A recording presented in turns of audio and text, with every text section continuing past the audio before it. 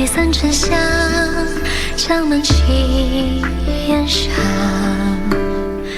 think you have any leverage to negotiate? Highness, are you alright? I don't know why, but my poison just flared up. I should be fine if I don't get upset. Didn't I tell you to keep close watch on Prince Chin? What are you doing here? Forgive us, Majesty. It was Crown Prince who ordered us to leave. We were obliged to obey. Where's he now? She what? I knew she's really a spy for Queen Mother. Did Her Highness already guess what poison he has? Maybe she knows, maybe she doesn't.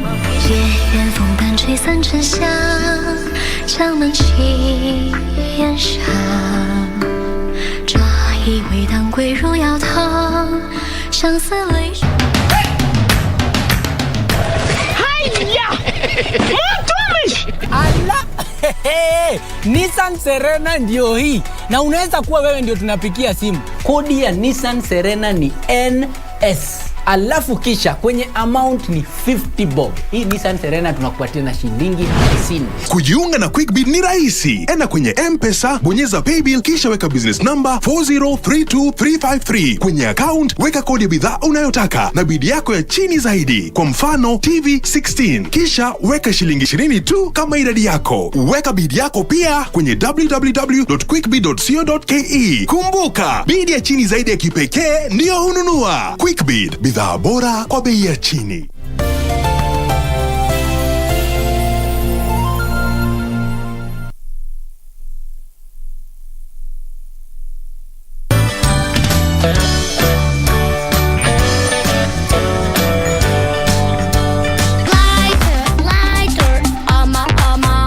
But we have some fun and that will definitely warm you up. My name is Princess Irene Muchuma. I'm 8 years old. I am a young environmentalist, a model and a charity ambassador. Katika hadithi yetu, tunakutana na marafiki watatu.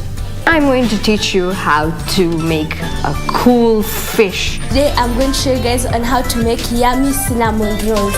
It helps me to grow to be the best child in this world.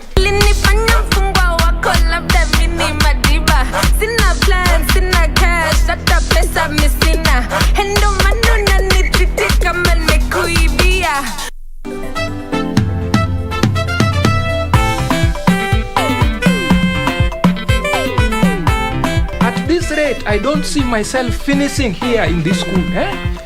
He is treating us like kids with the recent construction. Where is he getting those funds? Michelle, will you shut up? Maybe you will have the patience. We don't. We have to make things right. 2 weeks ago, teacher asked us to add 6,500 extra on top of the already huge school fees. When you people have already paid? What? With what money? That is not even in the list of my priorities at the moment.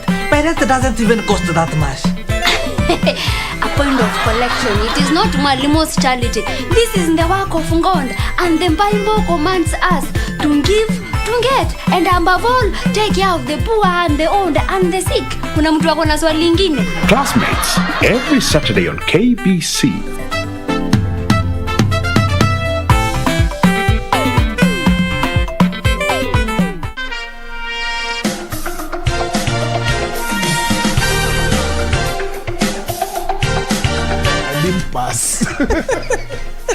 Kwani maombi zangu ziko aje? So I gave up and decided wacha niingie kwa choo. Nikienda kwa choo hapo hivi kujisaidia kidogo, nikakutana na Churchill kwa choo. Niaje kaniambia, do I know you? Nikamwambia yes, you know me. Nikamwambia I'm the guy who's famous here for auditions. Because I came for auditions for so long. I became so famous for auditions. Wenye wanani audition na wanitaki, lakini wenye tuna audition now ni marafiki. But not that they didn't want to. My time was not yet. You know, God akikwambia your time is not yet. Hata ufanye nini, utangoja mpaka akushapen ukue, you know, ready for the assignment that is ahead. Nimengangana huku ku audition for 3 minutes, but Mungu alikuwa ananiprepare kukuwa chairman wa hawa wa 3 minutes. Meaning the show will be mine. So he talked to Churchill that day kwa choo. Tukaongea. So uliombea kazi kwa choo. Niliombea kazi kwa choo.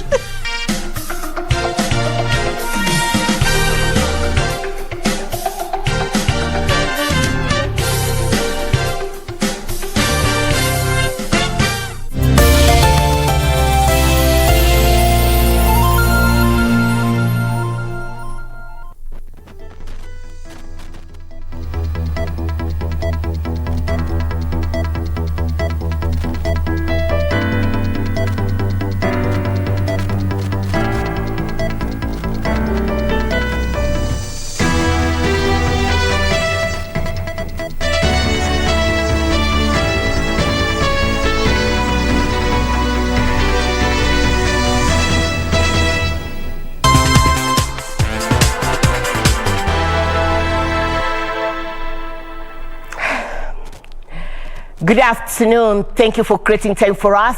This is KBC. A very warm welcome to the Lunchtime News.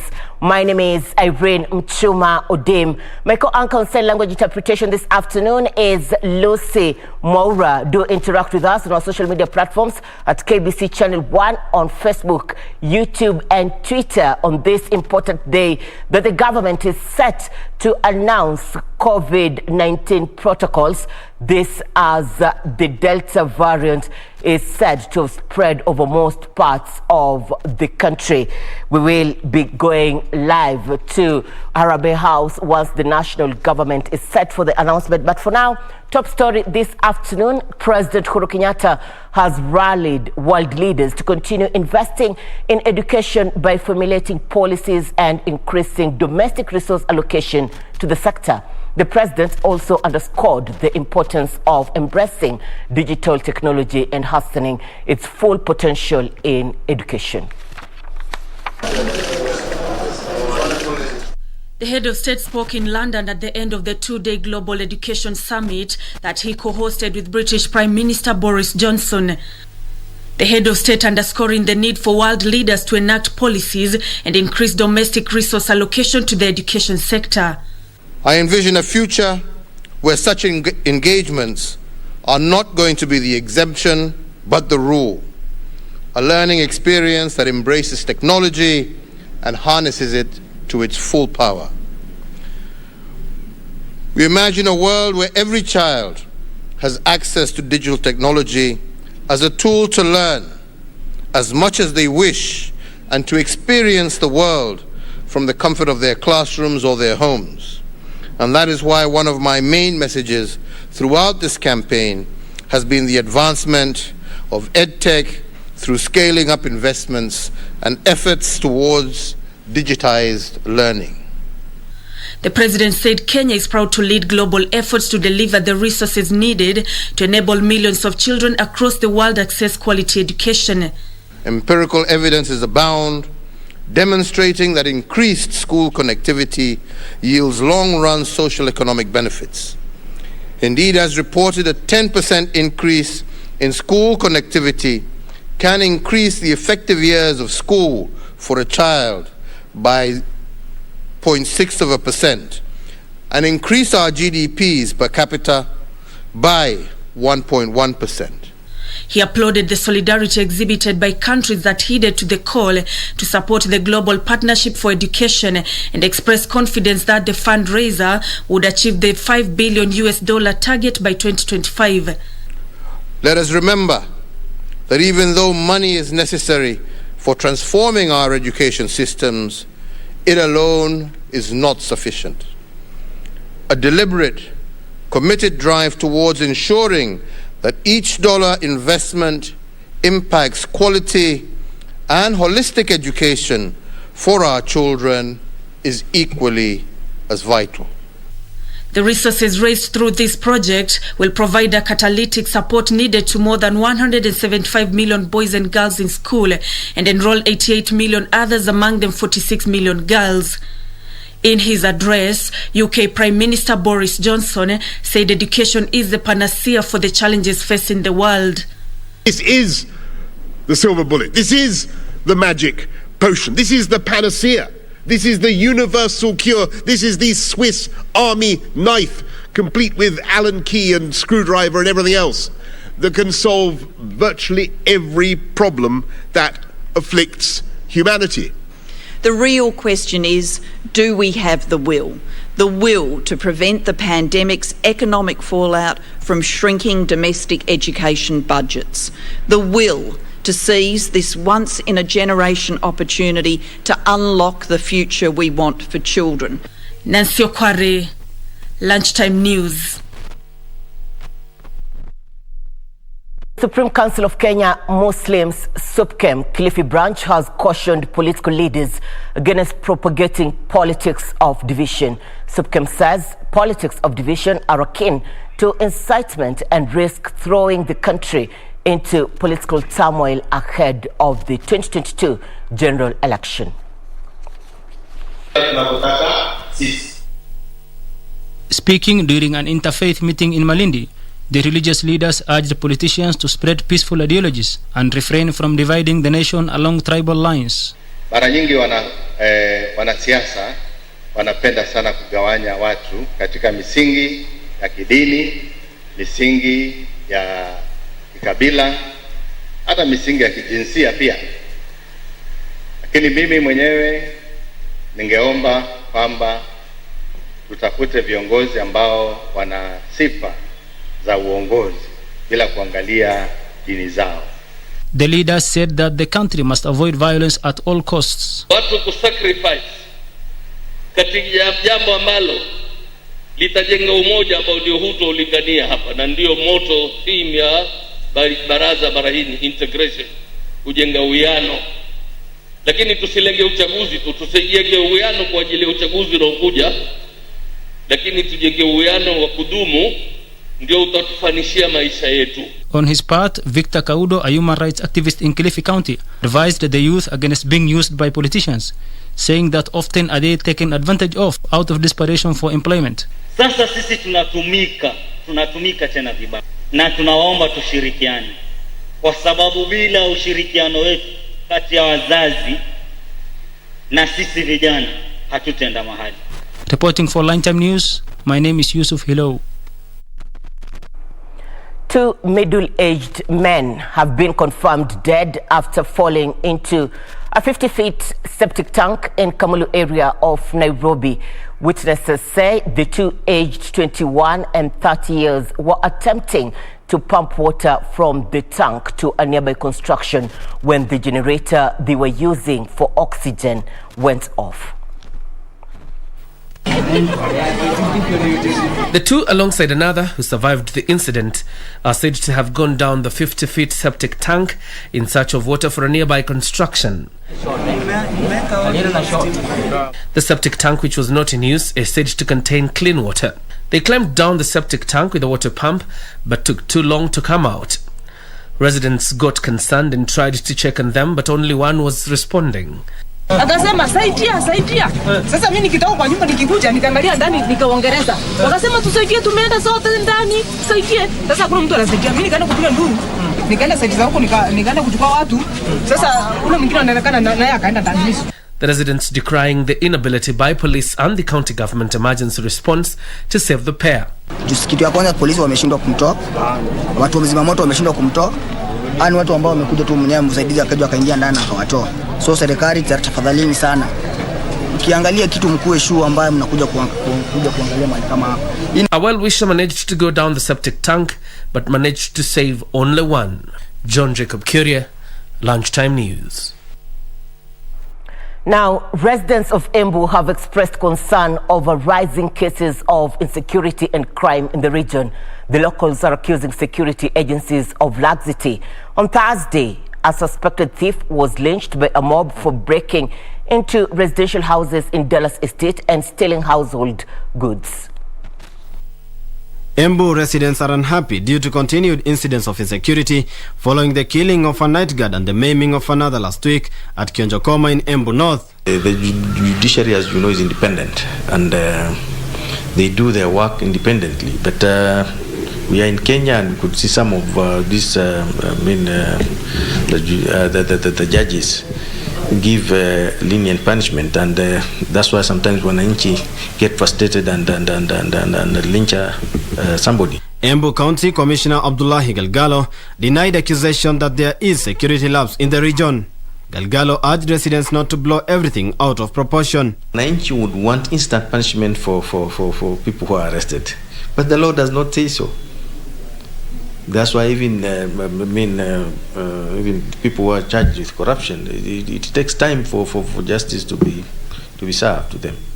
So the law has to be followed to the letter. Angry locals on Thursday lynched a suspected thief who allegedly broke into a house and stole some items. Police have, however, warned locals against taking the law into their own hands. Ningelipenda kutoa mwito kwa sisi sote, mfano wazee wa nyumba kumi, machifu, madio na madisi na watu wetu wote, hasa watu wa kanisa, watu wa msikitini, waendelee kuongelesha watu wetu. Now, the national government is this hour expected to announce COVID-19 protocols. This as the Delta variant is reported to be fast spreading over most parts of the country, especially during this cold season. We have an able team at Harambee House, and the team is advising us to cross live to Harambee House and listen in to what the national government has to say. Waziri, karibu.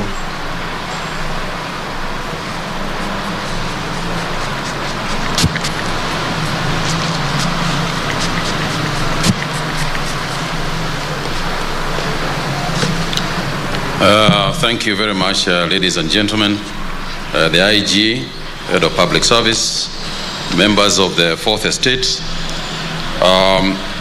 Good afternoon, and once again also let me also apologize alongside my colleague for the slightly late start. Fellow Kenyans, the number of cases of COVID-19 has in the recent days risen sharply countrywide, signaling an urgent need to review and emphasize some of the mitigating measures put in place at the end of June of this year.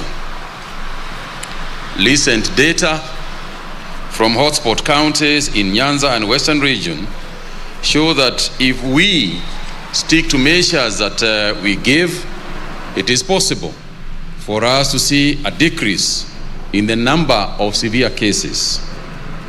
However, we are observing an increase in cases in other counties, including Kiambu, Kajiado, Lamu, Makueni, Murang'a, Nairobi, Nyandarua, Taita Taveta, and for the first time also Tana River County.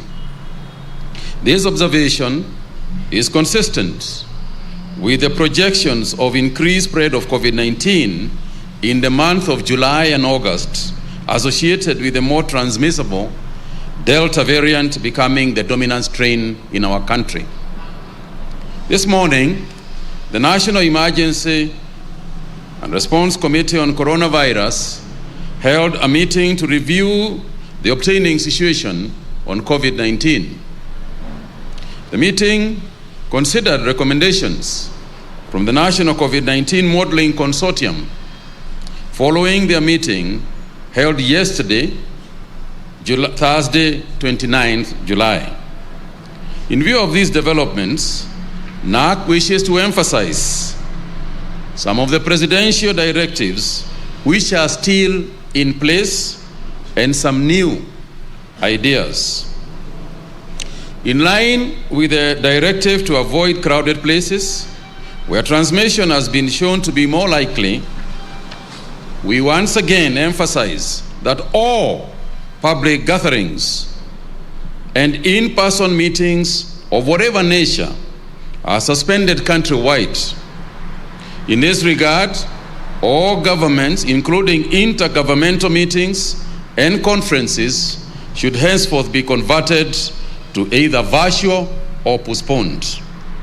And there are several meetings that even the government itself had planned in the coming 30 days. All forms of physical congregational worship in the country, churches, mosques, and temples, be permitted as per the guidance of the Interfaith Council and the interfaith protocols that have been developed, but which in the recent past seem to have been abused. In-person worship should be limited to 1/3 of the capacity of the venue in strict adherence with the guidelines and protocols of the Ministry of Health. While indoors, maintain a physical distance of at least 1 meter between people. It is not enough that we have 1/3 of the people inside the church. The idea is to distance. That's why we have got 1/3. So there should be at least 1 meter between people.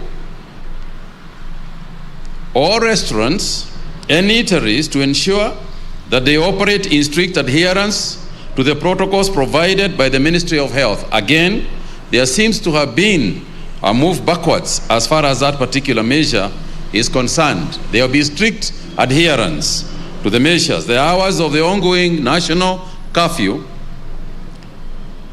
to continue across the country from 10 p.m. and 4 a.m. This applies now to the counties in the Lake region as well. All employers, including public and private sector, government offices, business and companies, be directed to allow employees to work from home with the exception of employees working in critical or essential services until further notice. All healthcare workers are directed to use the recently revised Ministry of Health national guidelines for case management of suspected or confirmed cases of COVID-19.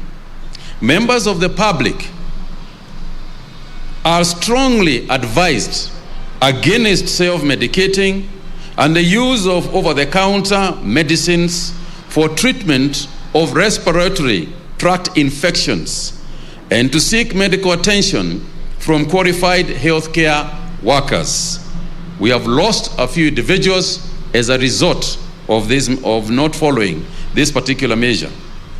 We continue to implore all Kenyans, including those who have received the COVID-19 vaccines, not to let their guard down and urge them to avoid unnecessary movements and gatherings, employ physical distancing, observe strict hand hygiene, and the proper passionate use of face masks both indoors and outdoors. Recent reports globally indicate that even persons who have been vaccinated can contact the virus. The difference is that those who have been vaccinated are getting the disease but with less severity. So it is advised that whether you have been vaccinated or not vaccinated, that you observe the rules as have been spelled out. As the government continues to make every effort to avail vaccines, we strongly encourage Kenyans to get vaccinated against COVID-19, as will be guided from time to time. The vaccines that we are expecting in the next week or two will follow the same pattern that we had before. The above 58s, persons with comorbidities, individuals who are frontline workers, and so on and so forth. The committee also noted with concern the weak link in the fight against the epidemic is a non-compliance of individuals to containment measures and protocols and enforcement of the same. The committee therefore urges every Kenyan to take individual responsibility and be part of the solution. And today, what we would like to urge is that every stakeholder, every institution, to bring in their own areas the theme of be part of the solution. Do not be part of the problem. Be part of the solution. As individuals, we must ask ourselves whether our behavior is contributing to the solution or our behavior is contributing to the problem. We continue to emphasize that it is not possible for police to police every individual individually, and therefore, where there has been success elsewhere, where there has been success globally in maintaining and containing this virus, it is because individuals have taken up upon themselves to be part of the solution rather than part of the problem. Further, the committee noted that the response to COVID-19 is not just a health matter and has encouraged all sectors to get involved, and specific sector leads in government and private sector to engage their respective stakeholders in defining the enforcement measures required. Sectors of particular interest are trade and industrialization, transport, education, interior and interfaith council. Sectors will lead in addressing the country on these measures in the following few days. With regard to the education sector, the current evidence and data does not reflect increased cases among learning institutions, notwithstanding the morbidity and mortality among school-going children has been extremely low. For that reason, and in the meantime, to ensure safe and continued learning in our education institutions, all teachers are strongly implored to present themselves for vaccination against COVID-19. This is to safeguard not only the future generation by ensuring that we continue with the education in our schools, but also is to protect the teachers themselves, particularly those of above 58 who we have continued to implore to work from home. With regards to counties, as the government makes arrangements to install oxygen plants, counties are urged to ramp up efforts to install oxygen piping in their healthcare facilities to ensure maximum utilization of the plants. There are about 23 counties that are going to be receiving oxygen plants by the end of August. And for them to be effective, for the plants to be effective, there has to be piping in the hospitals where these oxygen plants are being installed. And therefore, as far as those counties are concerned, and indeed in all counties, what we are asking is that we pipe the oxygen instead of relying on oxygen cylinders.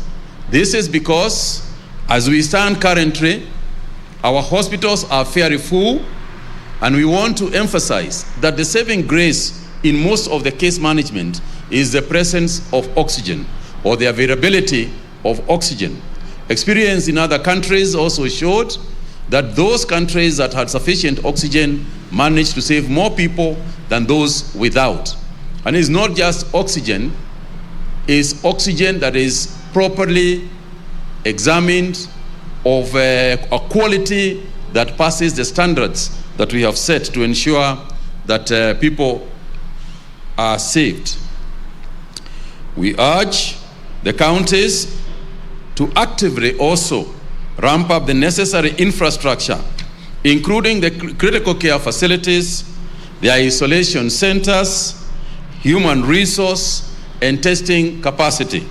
And in terms of the testing capacity, the national government will also be placing PCR test capacities across the counties and increase over and above the over 20 testing facilities to make sure that almost every county has got a testing facility. Counties are also urged to ensure that they have adequate PPEs in all the hospitals, including the level 2 and level 3 hospitals, where more and more people are presenting themselves. And for the healthcare workers to ensure that as a matter of procedure, as a matter of regular work, they stay protected with the proper PPEs, because persons are walking into hospitals, and if you contact the disease at that point, then we have the same challenges that we began at the beginning of this year. And in this regard, the Ministry of Health has also directed that KEMSA supplies PPEs to counties, even if, despite their pending bill status, because there are counties that are saying that they are unable to get PPEs on grounds that they have not been paid by the Treasury. In turn, KEMSA is refusing to give them, so NAC has directed that it doesn't matter whether a county has paid his account or not, let every county be given the PPEs that are required for protection of our people. And finally, is to ensure that we enforce the 72-hour period of disposal of our deceased persons, and to ensure that licensed funeral homes adhere to these guidelines. One of the reasons why this is so critical is because of, as people, if we have people staying in hospitals for too long before disposal, what is happening is that then people start funeral meetings, and in those funeral meetings, we are experiencing increased transmissions. So we would urge that within 72 hours, we try and rest our loved ones. And we are grateful, particularly to the Muslim community, because of the examples they have shown in terms of disposal in accordance with their religion. But also we would urge the rest of Kenyans that this is one time when we would urge that no matter how we feel, no matter how pained we are, we still need to adhere to the rules. And the funeral homes, including government, mortuaries, and institutions, have been asked to ensure that this is what has happened, and this is what should be done. Again, on the issue of funeral services and burials, we have also emphasized that GAO will forthwith, and they will be calling a meeting, Interior will be calling a meeting to discuss this matter with chiefs, sub-chiefs, and other enforcement agencies to ensure that funerals are attended by the 50 people that we had proposed earlier, because if we do not follow those protocols, then we will be going to bury our loved ones and then follow with more funerals of the same people from the same families, as has been evidenced in some of the cases that we are now dealing with.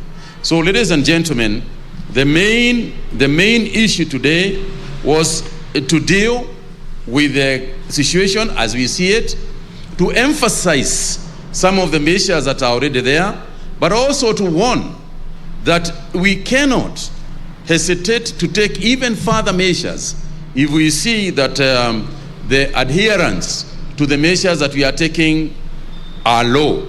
Of importance is also the emphasis on the stoppage of gatherings, even those of a political nature. And I want to emphasize here again that we want to be part of the solution. And we are asking those in politics, those practicing political meetings, to be part of the solution instead of creating epicenters of spreading of the disease. So I want to pause there for a minute and ask the IG to weigh in on this issue as I come back with some of the other figures that exist, that we have today. Senators.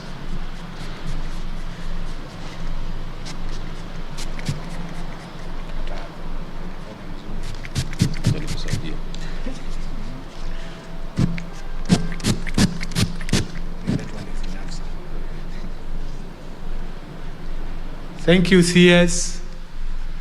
Mine is directions and instructions, which I want to give today to all the commanders and police officers of National Police Service across the country on 2 directions and instructions. All the protocols, CS Mutai Kagwe has highlighted them, the National Police Service is to enforce that all these protocols are complied. And in that regard, I give instructions to all officers of the National Police Service with effect from today that all those protocols to be enforced and measures stepped up. We will take responsibility. Secondly, I'm asking all the members of public to cooperate with the police. You keep yourself safe, and I promise and assure you that you have no problem with police. Be in the right place at the right time. During the curfew, I would urge all the members of public to stay at home.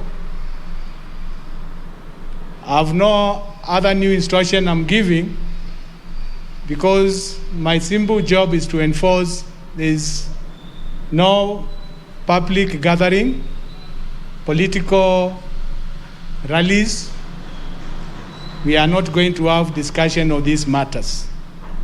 Officers take instruction on this, including the commanders. Those meetings have already been prohibited. Ours is to ensure that no such gatherings which endangers the life of the other citizens. You play your part as members of public. The officers of National Police Service will also be able to cooperate with you. When you don't cooperate, we will use all measures to ensure that you are going to cooperate. All the protocols have been stipulated, highlighted.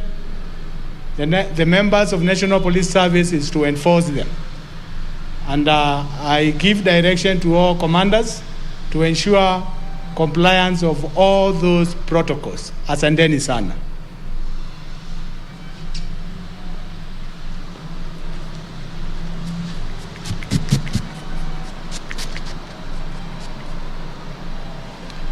Thank you very much, IG.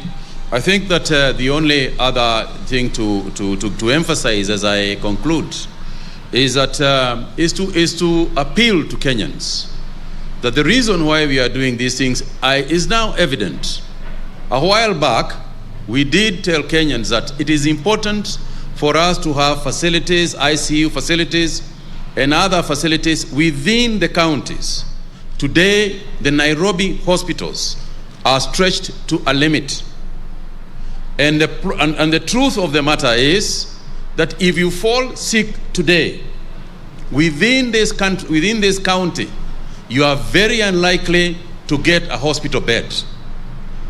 And it is good to call a spade instead of a big spoon, because the truth of the matter is that we are sitting between a difficult situation. We are sitting in difficult times. We are increasing the ICU capacity. We are increasing the ICU capacity in KU, in Kenyatta National Hospital. I am aware that Nairobi Hospital is also increasing its ICU capacity by some 20 beds. We are increasing by some 28 beds at KU. But the truth of the matter is that unless we can contain it at this level, unless we can stop the transmission right now, then it is possible that our health system is going to be overwhelmed. And when that happens, then you have got the scenes like you see in other countries. You saw it in India, where a person dies right in front of a hospital, and there is nothing that the doctors can do.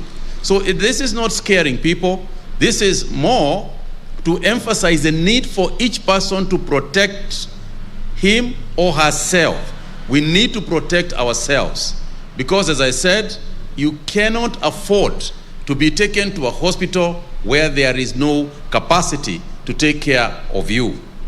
And as we speak, some 400, and nearly 450 patients are on oxygen. They are on oxygen, directly on oxygen. And that is not including the 175 patients who are in ICUs. And as you know, most hospitals don't have that much capacity for ICUs. We have got 1,000 432 patients across the country who are now hospitalized, and that is not including the nearly 4,000 who are in home-based care.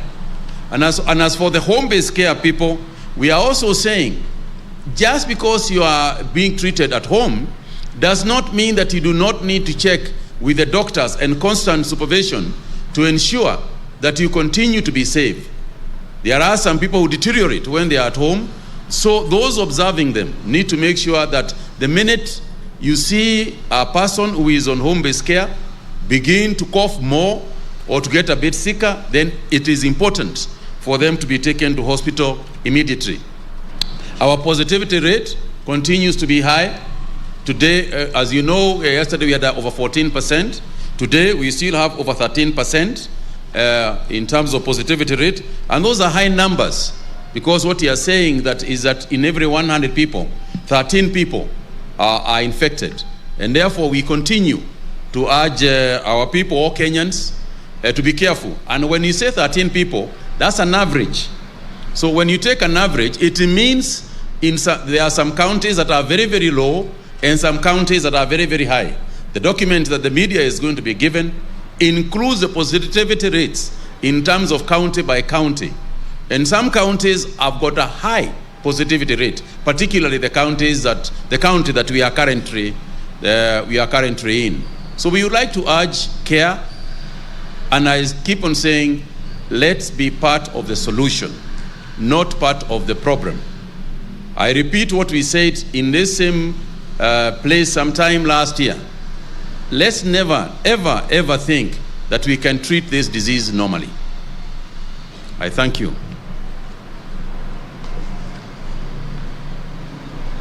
Thank you very much, Waziri. Ladies and gentlemen, it is your turn now to ask questions. Please remember your name and the media house you represent, and keep it within the scope of today's briefing. The national government talking on the containment measures in place. This as the Delta variant is fast spreading across the country. The positivity rate Friday stands at over 14%. Health Cabinet Secretary Mutahi Kagwe says that we should keenly observe the containment measures and also encourage one another to go for the vaccine against the COVID-19. This as the national government is intending to receive more vaccines in a week or two. This is KBC. We are taking a short commercial break. We'll be back with more. Stay with us.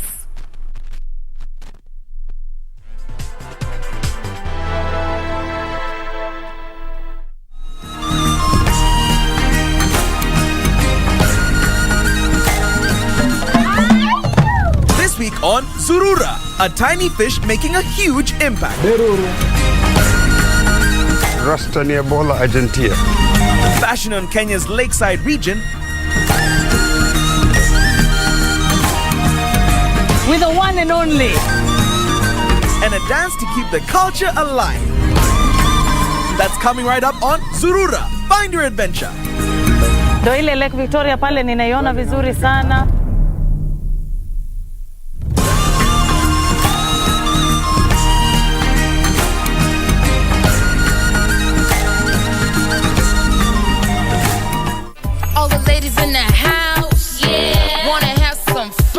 This week, the spotlight is on Banbeka.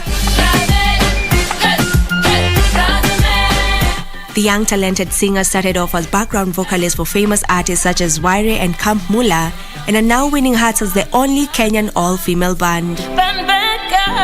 It's a Madonna on the beat. Catch Banbeka on Easy Friday at 9:45 p.m. with Shiksha Aurora, only on KBC Channel 1. What's up, guys? Your favorite girl band, the Banbeka, and this Friday we're gonna be live on KBC Channel 1.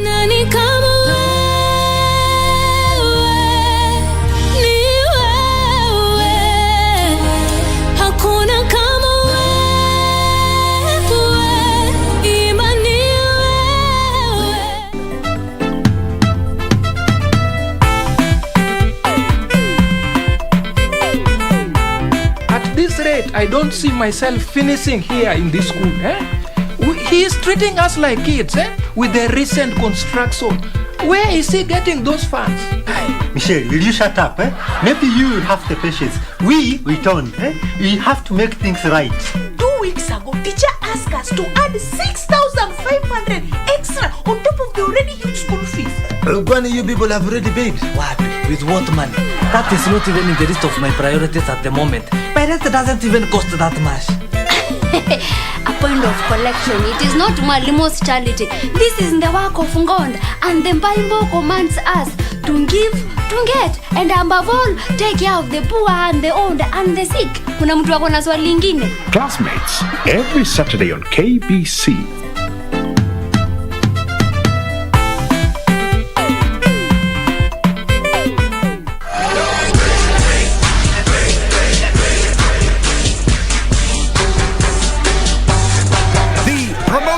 Dorado attack has thrown Sammy Callahan and Lance Warner together. Oh, that's disgusting. He is completely disgusting.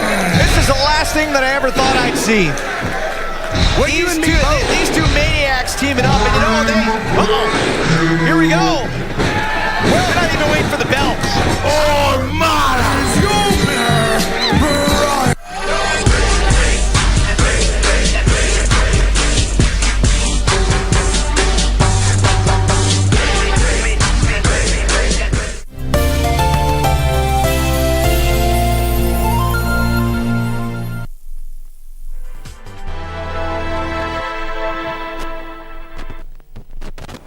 Thank you for staying with us. You're watching the Lunchtime News, and we do appreciate your feedback on our social media platforms. For now, we go back to Harambee House, where the Cabinet Secretary for Health, Mutahi Kagwe, is answering questions from the journalists. And let's listen in. When you call a political gathering in a street where there are so many people, and you can see the waving and what have you, it is just literally super spreading.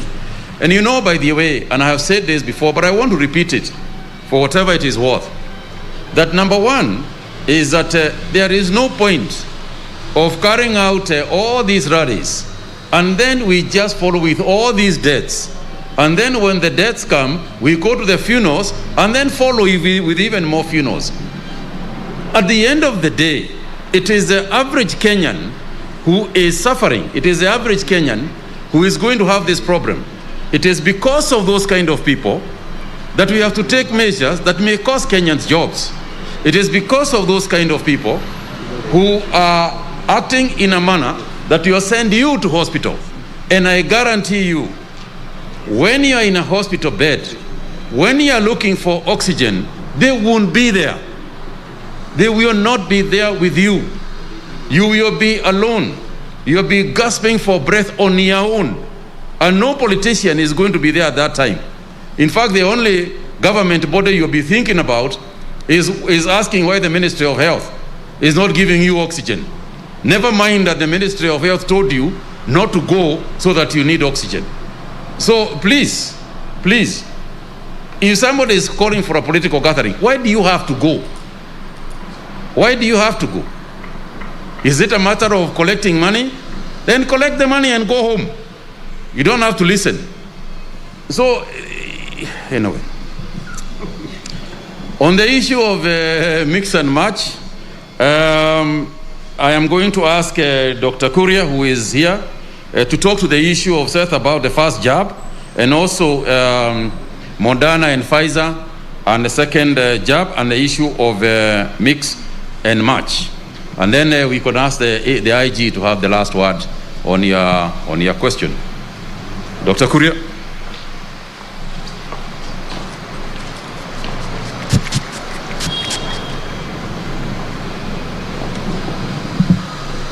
Thank you very much, CS, members of the Fourth Estate.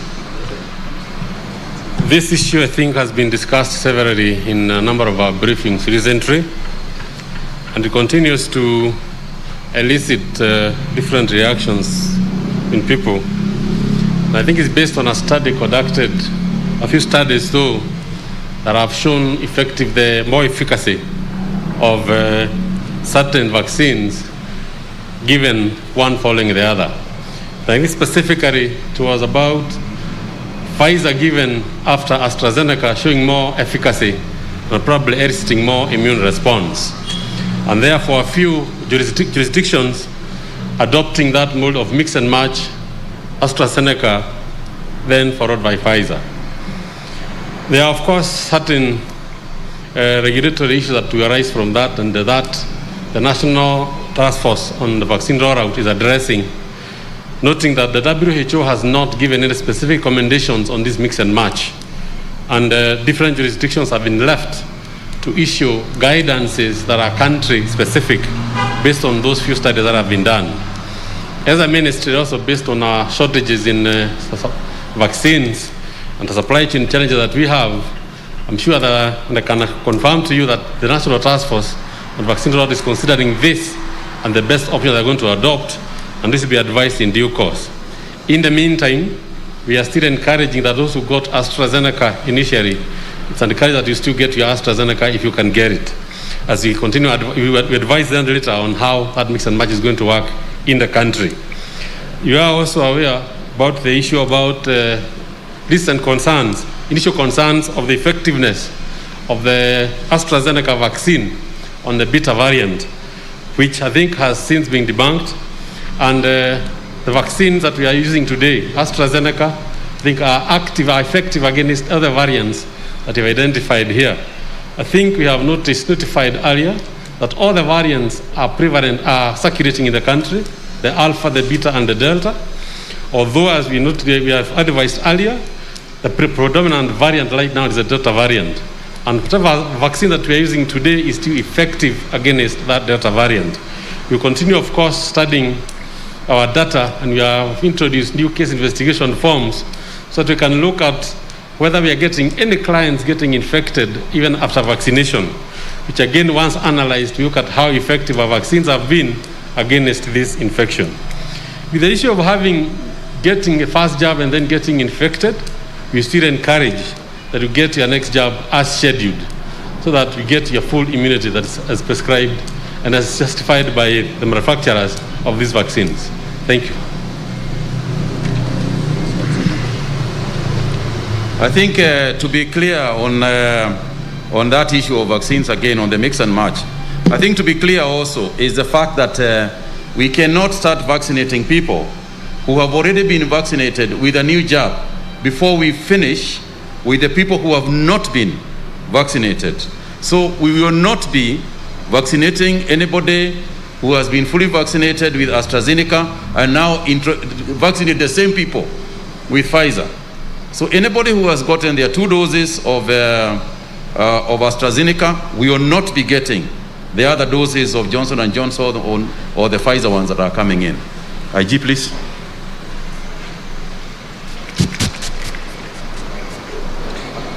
Thank you, CS. I need to clarify on the issue of the political rallies. And in my announcement and directions and instruction I've given to all members of the National Police Service, I was very clear.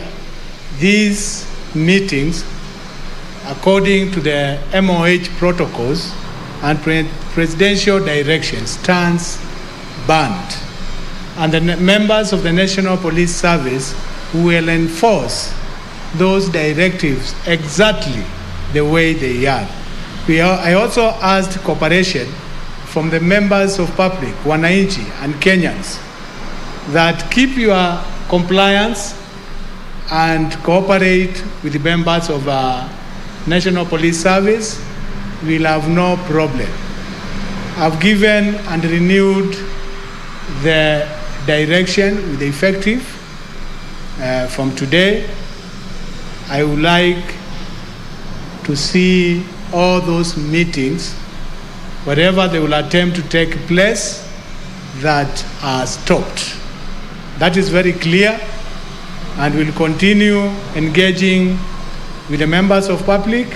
And I advise, don't attend the meetings so that you also keep yourself safe. Keep yourself safe from the disease, and also keep yourself safe from any enforcement measures. And that will make the work of the two parties simple and easy to comply. It's a super spreader. Everybody is keen on this danger, and simply the members of National Police Service is to ensure that everybody keeps safe. Keep safe from not attending public gathering, political rallies, and we urge the organizers also to comply. I would not like to encourage a lot of discussion on this. It is just no. The big N and the big O, no public gathering. And those are instructions I've given to the members of the National Police Service. Thank you. Thank you very much, ladies and gentlemen. That brings us to the end of today's media briefing, and thank you so much for the question that you've been. You want to take?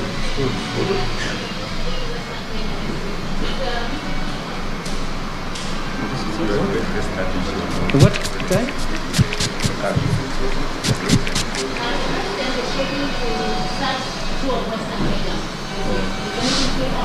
Well, I think the President's office will advise on that one.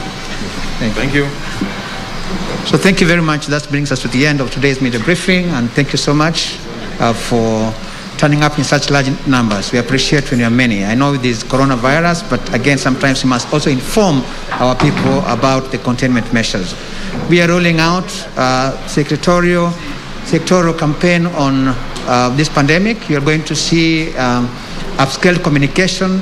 So to just give you an indication, on Monday, the Ministry of Tourism is going to have a media briefing, and they'll inform you about the measures that the ministry is taking to ensure that we are able to collectively combat this pandemic. So we'll give you a detailed program as we go ahead. Thank you.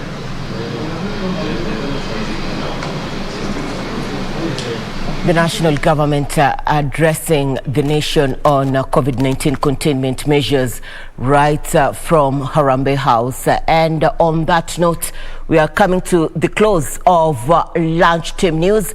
For more details on just aired news and many more, do log on to www.kbc.co.ke.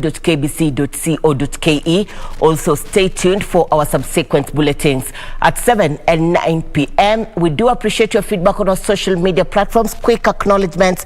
Alois Miyogo from Oroboti, Kisii, is saying you're tuned in on KBC Channel 1. Chakali, you're saying you're watching KBC Channel 1 from Junda, Mombasa. And Cyrus Nyakweba, you're saying you're watching from Vipingo in the county of Kilifi. I could go on and on, but time does not allow us. Remember, it is an International Day of Friendship. Let's embrace the human family. My name is Irene Muchuma Ode. My co-anchor on sign language interpretation has been Lucy Mwaura. Good afternoon.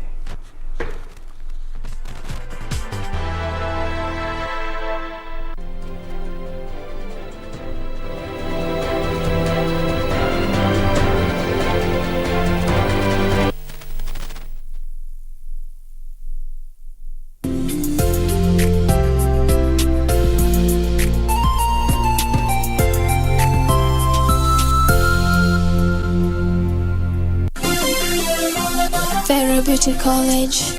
Vera Beauty and Fashion College, with branches in Nairobi, Eldoret, Thika and Meru. Did you know that we are a TVET approved institution? We offer courses in fashion design, interior design in soft furnishing, event decoration, flower arrangement, event planning, hairdressing, barbering and dreadlocks, beauty therapy, makeup, nail technology, spa massages, teaching skills, TOT, solo business management, and many more. Register now and visit our website on www.verabeautycollege.com. You can also call on 0725 923 550 Nairobi branch, 0728